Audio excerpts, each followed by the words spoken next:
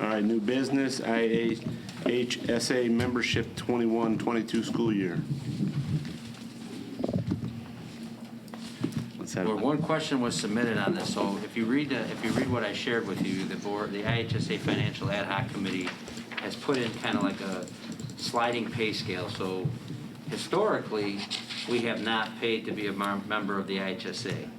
This current fiscal year, FY21, we've already paid $2,100. They're doing $100 per sport that has a sectional. So we're already, this is actually, will be slightly lower, the fee that they're looking to collect next year of already what we paid, and then the year after that it goes down $1,000. The year after that it goes down another $500.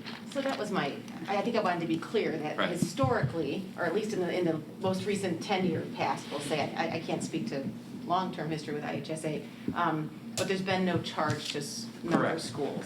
This year they put in a fee scale. You know, in my opinion, IHSA had some very awkward moments in the last year where they provided some guidance to schools that didn't track with the IDPH guidance, and it was very clear to me that they were not a governmental entity, right? They were not necessarily aligned as a governmental entity. So I just wanted to kind of highlight it that $2,000, and it's not about that investment, but it is about taxpayer dollars going to IHSA, and I think I would ask Dr. Smetana just to kind of keep your ears and eyes open, and maybe it's Mr. Curtin as well, is IHSA now seeking federal funds or state reimbursement dollars? And again, because they're not a public entity, it's not particularly transparent. I just kind of put it out there for something to think on. See, what's the converse, though? I mean, I don't know that we can't, it's an odd question, because I don't know that we can't not belong to them. Well, they've got a conference, monopoly on right? it. Yeah, no, they've got a monopoly on it. I know What there's does this always. pay for? What's that? What does the $2,000 by 800 school districts pay for? It's not, I mean, I went to their website and I did look up, and their board meeting indicated, due to their financial position, they decided they need to levy this fee for the next 3 years on a sliding scale. But their budget isn't there. Like, I don't know what type of cutbacks or program modifications they might have done the last year. They're not a particularly transparent organization. They sent out some additional, I think I included in the email, just some of a summary of this stuff, and you could see It's a monopoly. there's some financial regress and stuff, so I can forward those out in the Friday update if you'd like. I'm just generally curious about it. Should we ask if maybe the athletic director might want to explain why the move?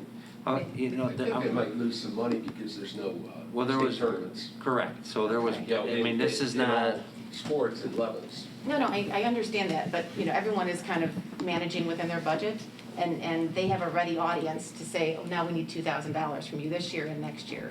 And it's, I would just like us to be generally mindful if they're gonna suddenly backfill that gap as well with other federal dollars, what's their eligibility? I think it's more of an academic question than an actionable question. I just,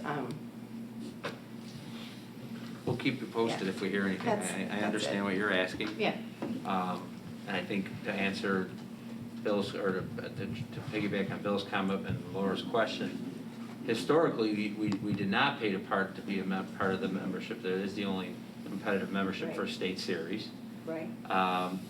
And all the gate revenues, like when you host playoff games, regardless of the sport, regional, sectionals, all that stuff, that money goes back to the IHSA. Okay. So even though you're hosting it at your home site, Yeah.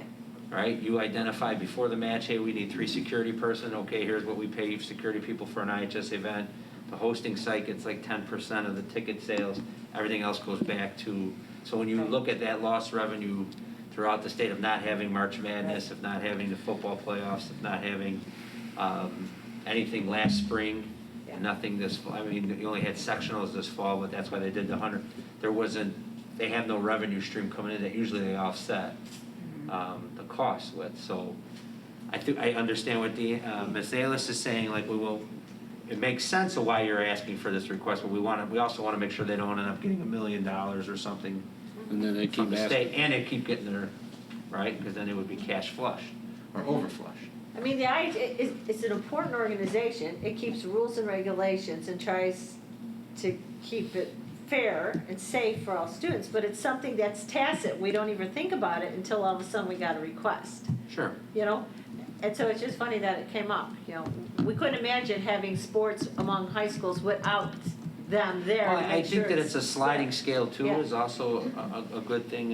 You know, that goes down 1,000 next year and an additional 500 a year after. Yeah.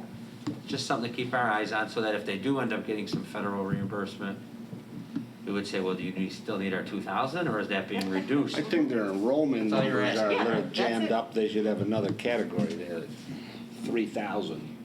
Those Yeah, guys should pay more. we're really on that cusp, aren't we? Right, I mean, you know, what makes us the same as a 4,000-person school? Right.